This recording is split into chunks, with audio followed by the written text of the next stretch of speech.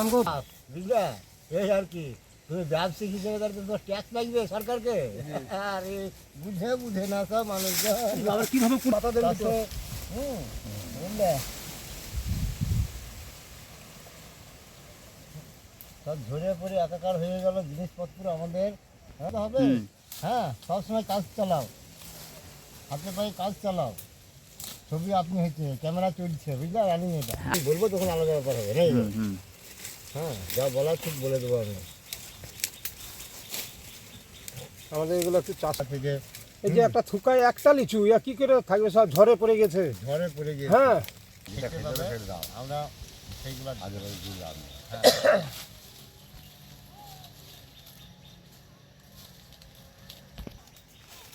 গাছ ভাঙাগুলো শুধু তুলে দাও। ওই ধারে সব গাছ ভেঙে চুরে পড়ে গেছে। হ্যাঁ, ওগুলো লিচু দুটো একটা ধরে আছে, একটা একটা হয়ে আছে, ওগুলো সিধা তুলে দিতে হবে। ভেঙে দুটো গাছ ভেঙে পড়ে গেছে, আর লিচুই নয়, দুটো একটা আছে।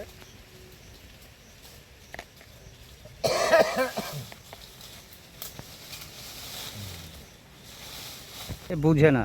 হ্যাঁ, তাহলে আমাদের ছবিটা তোলা ওখানে এটা ছিল রাজ্যে ক্ষয়ক্ষতিটা পাবে। কোন চ্যানেলে পাওয়া যাবে? বাংলা বলছেন।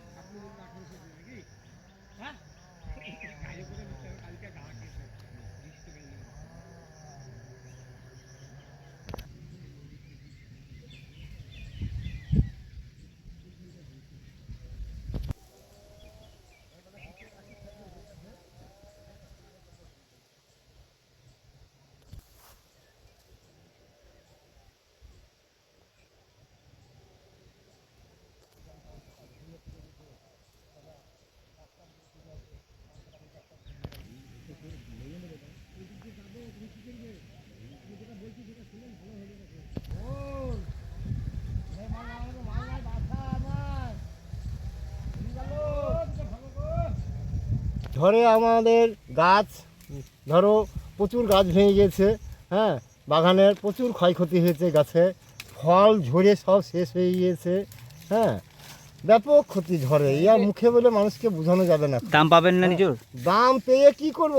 আমাদের যদি মালই যদি না থাকে তাহলে আমরা দাম পেয়ে কি করব বলো? হ্যাঁ, মাল ধরো গাছে, যে গাছে আমাদের 5,000 10,000 মাল হওয়ার কথা, সে গাছে 1,500। হ্যাঁ, সব চড়ে পুড়ে উড়ে চলে গিয়েছে ঝড়ে। তাহলে এখন মালের দাম পেয়ে আমরা কী করবো? হয়তো মাল আমরা বিক্রি করছি বাজারে, হ্যাঁ, 15,000 কি 16,000, খুচরো হয়তো কারা বেচছে। হ্যাঁ, তাদের ব্যাপার আলাদা। আমাদের পাইকারি দাম ধরো কিছুদিন আগে এই 1,000 টাকা 1,000 পেয়েছিলাম পাইকারি, এখন হয়তো 1500 1600 1700 এরকম পেয়েছি, যার যেমন মাল। হ্যাঁ, তার তেমন দাম পাচ্ছি আমরা। তাই এতে পেয়ে আমাদের যে ফসলের যদি তোমার উদ্বৃত্ত মাল বেশি না থাকে তাহলে এইটুকু সামান্য দামে এই লেবার খরচা, এই যে গাছে মাল পাড়া, প্রচুর পরিমাণে খরচ। এখন যা পরিস্থিতি, একটা লেবার করতে গেলে 400-500 টাকা করে লেবার, আর সেই একটা লেবার পেছে যদি 1,000 করে লেচু না দিতে পারে তাহলে আমাদের সেই মূল্যটা কোথায় এসে দাঁড়ালো? তাহলে প্রচুর পরিমাণে ক্ষয়ক্ষতি।